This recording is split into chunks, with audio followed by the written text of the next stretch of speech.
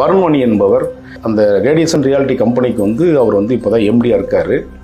கடந்த ஒரு 8 ஆண்டு காலமாக இந்த எஃப்ஐஆர் காப்பி, இவர்கள் சொன்ன எஃப்ஐஆர் காப்பியும் நடந்த சம்பவத்தை நாம் விசாரணை செய்த விஷயமும் நாம் உடனடியாக மக்கள் மத்தியில் அன்னைக்கே இந்த அம்மா ட்விட்டர் பேஜில் பதிவிட்டோம். இதில் என்ன நடந்த சம்பவம்னா, இந்த இடத்துல எல்லூர் பகுதியில் ஒரு கிராம பகுதியில் என்ன பண்ணுறாங்கன்னா, ஒரு 6 விதமான விலை உயர்ந்த கார்கள், ஒன்று ஆடி காரு, ஒன்று பென்ஸு, மற்றும் இன்னும் 2 வாகனங்கள். அதில் இந்த 2 வாகனங்களை புதுசாக இவங்களாம் நுழைச்சிக்கிட்டது.